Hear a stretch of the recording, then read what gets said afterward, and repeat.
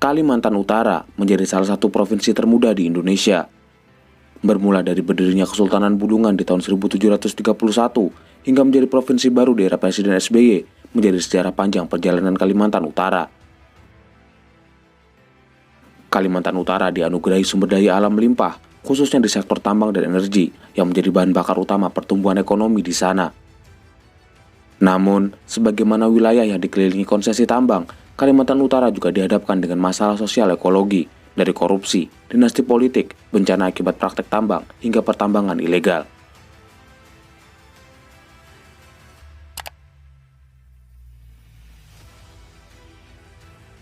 Berdasarkan laporan Kementerian SDM, Kalimantan Utara memiliki cadangan batu bara sekitar 400 hingga 500 juta ton, menjadikannya termasuk dalam 10 provinsi dengan cadangan batu bara terverifikasi yang paling besar pada 2021. Di Kaltara, pertambangan batu bara menjadi salah satu penopang utama pertumbuhan ekonomi. Hingga tahun 2019 saja, jumlah perusahaan tambang batu bara yang beroperasi di provinsi ini mencapai 37 perusahaan. Masalahnya, aktivitas pertambangan di provinsi ini juga menimbulkan dampak negatif yang parah. Sederet bencana ekologi akibat industri ekstraktif terjadi mulai dari banjir hingga pencemaran sungai. Banjir di Kabupaten Malinau pada akhir Januari hingga awal Februari lalu contohnya, berdasarkan catatan jaringan advokasi tambang, disebabkan oleh alih fungsi lahan akibat aktivitas industri dan operasi pertambangan di kawasan hulu dan daerah aliran Sungai Malinau, Sungai Mentarang, dan Sungai Sesayap.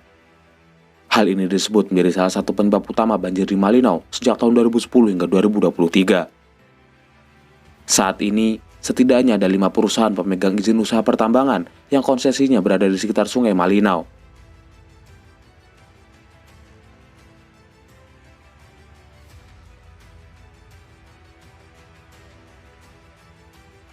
Pada 2017, tanggul kolam pengendapan atau sedimen pond milik PT Bara Dinamika Muda Sukses pernah jebol dan mengakibatkan pencemaran air pada 2017. 4 tahun berselang, tanggul penampung limbah tambang raksasa milik PT Kayan Putra Utama juga jebol dan mencemari Sungai Malinau. Akibat pencemaran itu, ekosistem sungai menjadi rusak hingga ratusan ikan ditemukan mati. Pencemaran ini dirasakan oleh warga di 14 desa dan terpaksa menadah air hujan untuk persediaan air bersih. Gubernur Kaltara, Zainal Arifin Palewang bersama wakilnya, Yansen Tipapadan yang diminta mengatasi permasalahan ini, muncul bukan dengan penjelasan maupun langkah perbaikan, namun dengan program tabur benih ikan dan udang gala bersama PT Kayan Putra Utama ke Sungai Malinau. Dirinya juga mengharapkan tidak ada lagi tanggapan negatif dari masyarakat menyoal permasalahan jebolnya tanggul dan pencemaran Sungai Malinau.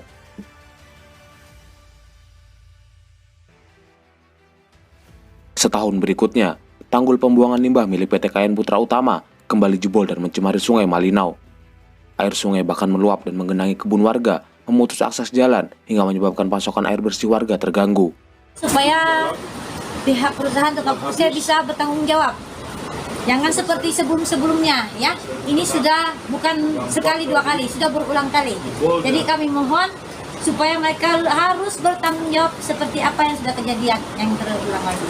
Karena ini lebih parah dari sebelumnya, bukan satu kali dua kali. Karena ini sudah menghanyutkan barang kami, artinya sudah hanyut semua. Terbaru, bencana akibat aktivitas tambang juga terjadi di Pulau Bunyu pada Februari 2023. Tanggul limbah batu bara milik PT Saka Putra Perkasa di Desa Bunyu Barat jebol dan mengakibatkan rusaknya pemukiman dan perkebunan milik warga. Diperkirakan 100 lebih keluarga petani dan nelayan menjadi korban atas peristiwa tersebut. PT Saka Putra Perkasa sendiri adalah satu dari 3 perusahaan tambang batu bara yang beroperasi di Pulau Bunyu. Perusahaan ini memiliki konsesi lahan seluas 728 hektar berdasarkan izin usaha pertambangan yang dikeluarkan oleh pemerintah Kabupaten Bulungan pada 2014. Pencemaran lingkungan di Pulau Bunyu akibat pertambangan juga bukan pertama kali terjadi. Pada Mei 2022, Sungai Siput dan Sungai Barat di Pulau Bunyu juga mengalami pencemaran akibat limbah batu bara. Jebolnya tanggul limbah tambang yang kerap terjadi, bahkan hanya dalam kurun waktu 6 tahun ini, bisa saja kembali terjadi di lokasi dan pertambangan lain di Kaltara. Menjadi bom waktu yang bisa saja meledak kapanpun dan menjadi bencana yang siap merenggut kebahagiaan, harta hingga nyawa masyarakat sekitar.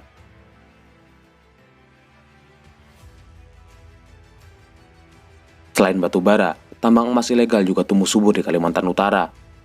Operasi ilegal ini kembali mencuat saat seorang anggota Polairut Polres Tarakan, Bribtu Hasbudi diamankan polisi pada 2022 akibat menjalankan bisnis tambang emas ilegal di wilayah Bulungan selama bertahun-tahun. 10 orang ditangkap Direktorat Reserse Kriminal Khusus Polda Kalimantan Utara karena terlibat penambang emas liar. Polisi menyita barang bukti emas, perak, serta uang tunai. Pada 2023, Polda Kaltara kembali menangkap 13 orang di tambang ilegal di Kecamatan Sekata, Kabupaten Bulungan.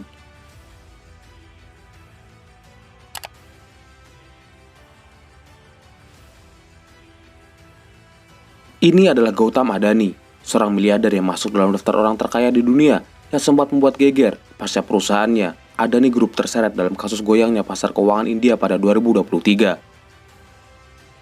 Menurut laporan Hindenburg Research, Adani Group dikabarkan telah melakukan manipulasi saham serta melakukan aksi penipuan melalui akuntansi selama beberapa dekade.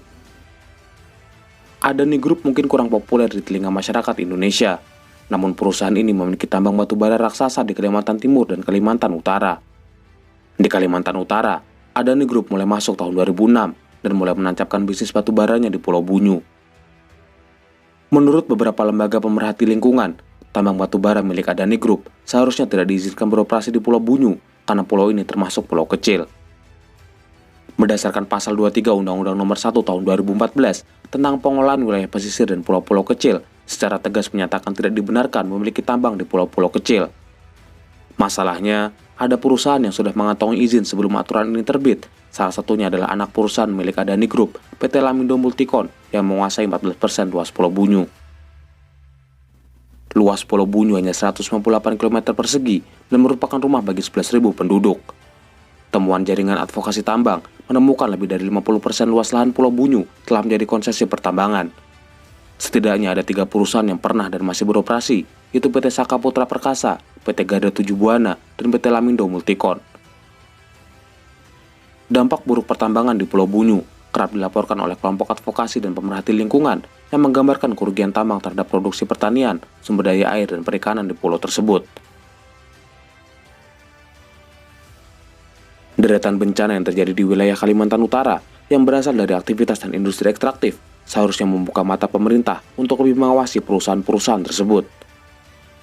Pemerintah seharusnya juga berani mengambil tindakan tegas kepada pelaku yang telah terbukti mendatangkan bencana sosial ekologis di wilayah Kalimantan Utara.